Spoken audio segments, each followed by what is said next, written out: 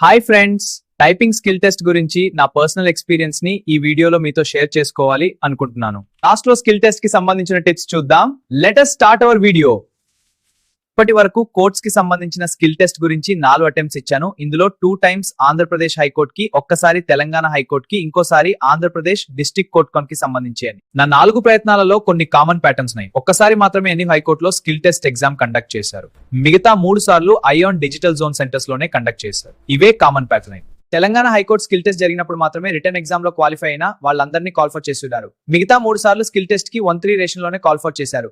ఇంకా ప్రతి అటెంప్ట్ లో హార్డ్ కాపీ ప్రొవైడ్ చేశారు. ఇందులో 2 టైమ్స్ బ్యాక్ స్పేస్ అలో చేశారు. ఇంకా 2 టైమ్స్ బ్యాక్ స్పేస్ అలో చేయలేదు. ఈ 4 టైమ్స్ కూడా మొదట 3 మినిట్స్ శాంపుల్ టెస్ట్, ఆ తర్వాత 10 మినిట్స్ మెయిన్ టెస్ట్ కండక్ట్ చేశారు. 4 అటెంప్ట్స్ లో కూడా 3 టైమ్స్ స్కిల్ టెస్ట్ అయిపోయాక సిస్టమ్ ఆటో సబ్మిట్ తీసుకుంది. ఆంధ్రప్రదేశ్ హైకోర్టు వారు హైకోర్టులో కండక్ట్ చేసినప్పుడు మాత్రమే ఎంఎస్ వర్డ్ లో స్కిల్ టెస్ట్ పెట్టి అక్కడే ప్యాసేజ్ ప్రింట్ తీసుకున్నారు. తెలంగాణ హైకోర్టు వారు మనం టైప్ చేసిన ప్యాసేజ్ ని రెస్పాన్స్ షీట్ గా చూపిస్తూ వెబ్సైట్ లో కూడా పెట్టారు. ఇప్పుడు స్కిల్ టెస్ట్ కి సంబంధించిన టిప్స్ చూద్దాం. మొదట పారాగ్రాఫ్ ని ఒక్కసారి బ్రీఫ్ గా చూడండి. పారాగ్రాఫ్ హెడ్డింగ్ టైప్ చేయమని చెప్పారు. ఇంకా పారాగ్రాఫ్ లో ఎక్కువగా లీగల్ మ్యాటర్లలో ఉంటుంది మరియు జియో నంబర్స్, డేట్స్ ఇలా నంబర్స్ తో ఉన్న ప్యాసేజ్ ఇస్తారు.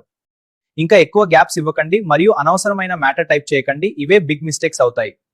అన్నిటికంటే ముందు కీబోర్డ్ సాఫ్ట్ గా ఉందో లేదో చెక్ చేసుకోండి. ఇంకా టైప్ చేసేటప్పుడు పక్కవారి గురించి ఆలోచించుక మీ బెస్ట్ మీరు ఇవ్వండి. ఇంకా ఏమైనా డౌట్స్ ఉంటే కమెంట్ చేయండి. All the best friends.